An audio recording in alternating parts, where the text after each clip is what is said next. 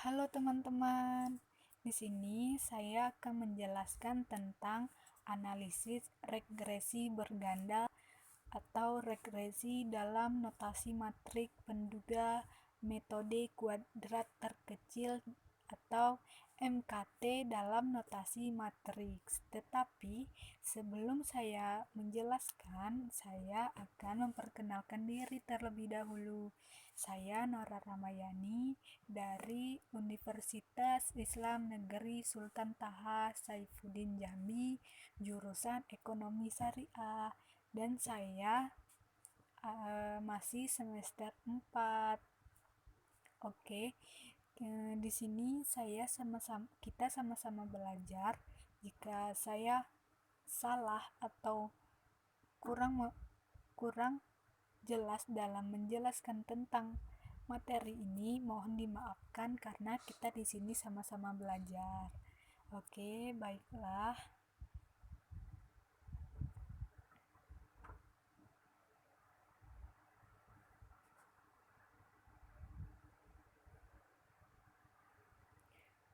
Oke, baiklah. Yang pertama, analisis regresi berganda.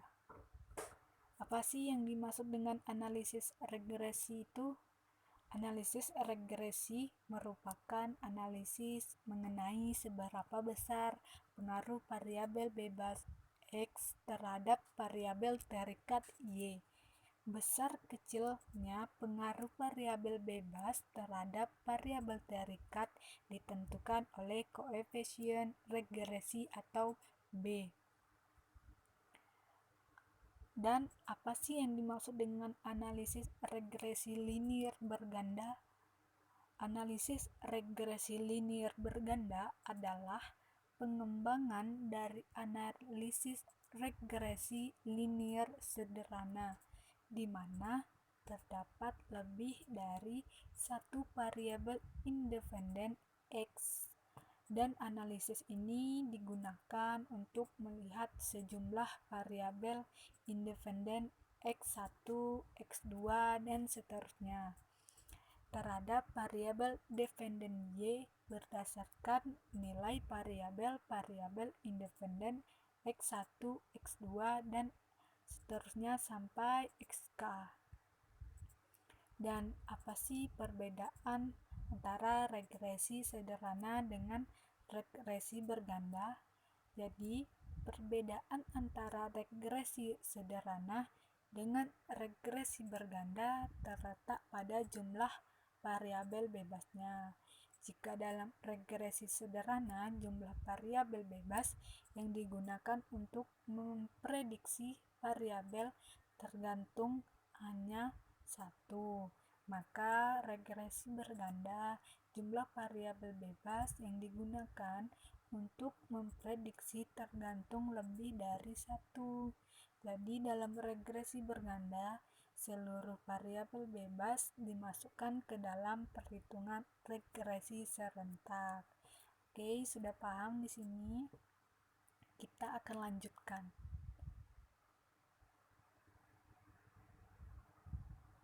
Kita akan mengetahui mode regresi berganda.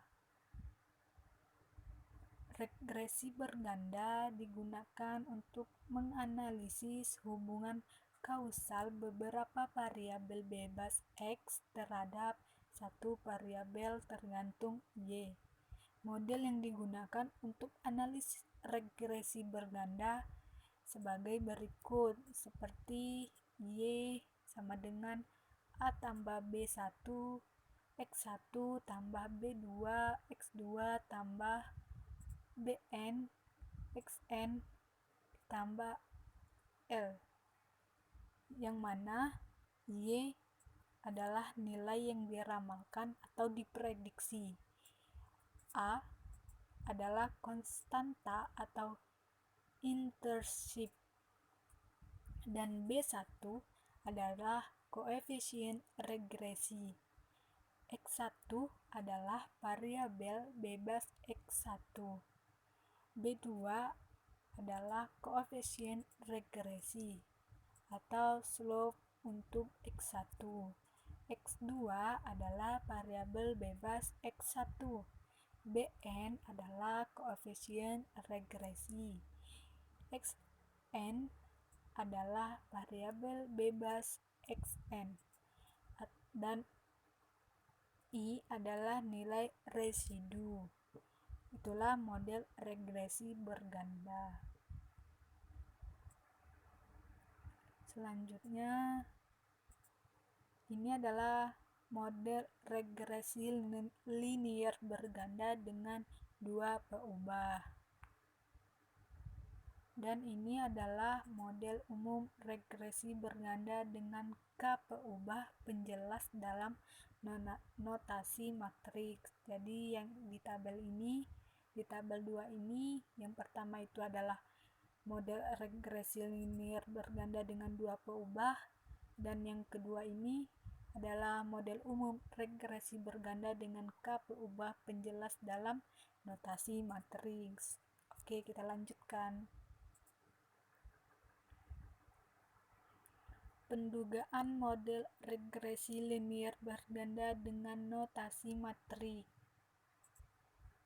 Nah, ini notasi matriks pada model regresi linier berganda. Ini adalah notasi matriksnya dengan K sama dengan 2. Ini notasi matriksnya ya. Oke, lanjut.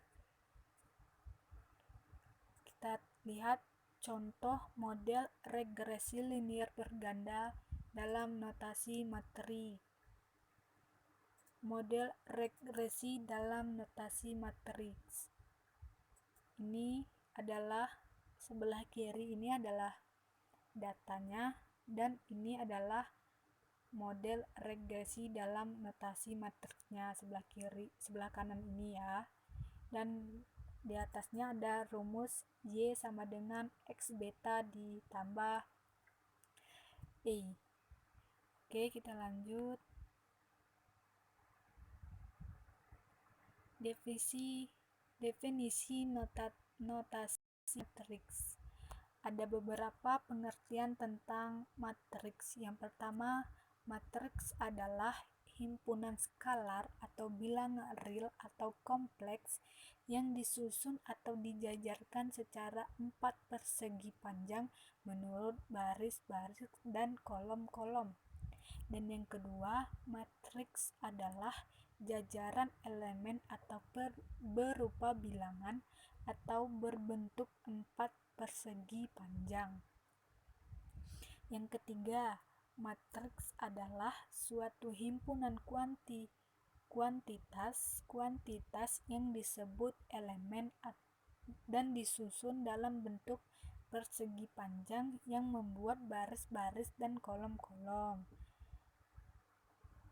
Dan notasi yang digunakan seperti pada gambar tabel ini adalah contoh matriks, yang mana notasi yang digunakan atau suatu matriks biasa diberi nama dengan menggunakan huruf besar, misalnya A, B, X, dan Y, sedangkan elemen-elemennya diberi nama dengan huruf kecil. Jadi sebelum kita membuat matriks, kita harus tahu dulu bagaimana bentuknya, bagaimana penulisannya, gitu ya teman-teman. Oke, kita lanjut. Notasi matriks. Jadi apa sih yang dimaksud dengan notasi matriks? Notasi matriks adalah lambang atau simbol dari penulisan matriks seperti contoh di bawah ini. Notasi matriks dapat menentukan ordo pada matriks tersebut. Ini adalah contoh penulisan notasi matriks. Jadi cara bacanya yaitu O sama dengan kolom 1. Jadi O itu barisan O adalah kolom 1. Barisan P itu adalah kolom 2. Barisan Q adalah kolom 3.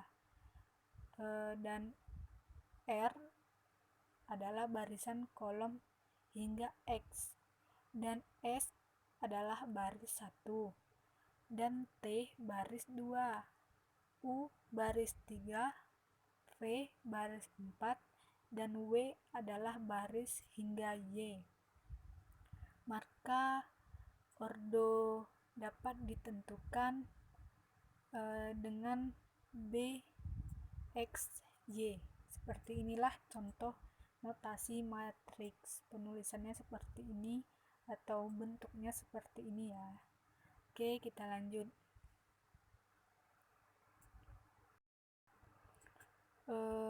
Metode kuadrat terkecil. Apa sih yang dimaksud dengan metode kuadrat terkecil? Di sini kita akan menjelaskan metode kuadrat terkecil.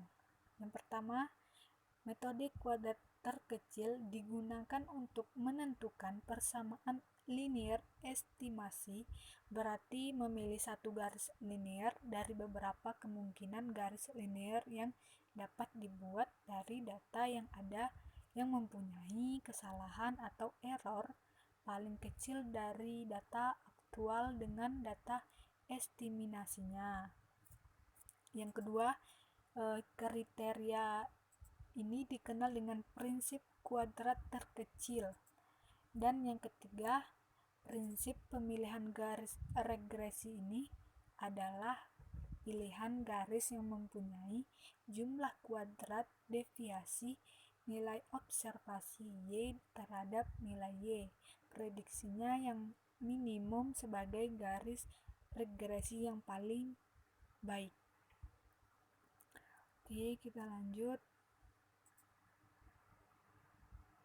Metode pendugaan yang digunakan untuk menduga koefisien regresi dalam analisis regresi berganda adalah kuadrat terkecil. Metode ini bertujuan untuk meminimumkan jumlah kuadrat error. Jumlah kuadrat dari error dinyatakan sebagai berikut. Ini gambar yang di atas adalah contoh jumlah kuadrat dari error. Oke, yang di bawah ini dalam metode kuadrat terkecil harus dipenuhi seperti tabel seperti dalam kotak di bawah ini. Oke, kita lanjut. Sehingga dari jumlah error tadi sehingga diperoleh rumus seperti ini atau hasilnya, dan yang mana matriks X dari persamaan di atas adalah matriks simetris K tambah 1 dikali K tambah 1, yang mana elemen-elemen di luar diagonal adalah jumlah kuadrat dari elemen-elemen kolom dalam matriks X, dan elemen-elemen di luar diagonal adalah jumlah hasil kali K dari elemen-elemen dalam kolom yang sama. Pada dasarnya X mempunyai peranan penting dalam sifat-sifat penduga beta dan sering menjadi faktor utama dalam kesuksesan atau kegagalan dugaan MKT atau metode kuadrat terkecil. Oke, baiklah, kita lanjutkan. Kita akan mengetahui karakteristik dari dugaan MKT atau metode kuadrat terkecil. Ini adalah karakteristik dari dugaan MKT. Yang pertama itu karakteristiknya adalah tak bias. Bisa kita lihat di sini persamaannya. Dan yang kedua adalah variance minimum. Ini ada persamaannya. Itu adalah karakteristik dari dugaan MKT atau metode kuadrat terkecil. Oke, ini ada di atasnya ada model regresi populasi dan ada sifat penaksirannya. Dan dari persamaan di atas ini merupakan varian terkecil dari semua penaksiran linear tak bias dijamin oleh teorema Gauss-Markov. Ya, itu adalah karakteristik dari dugaan MKT atau metode kuadrat terkecil. Oke, baiklah. Sampai di sini saya penjelasannya.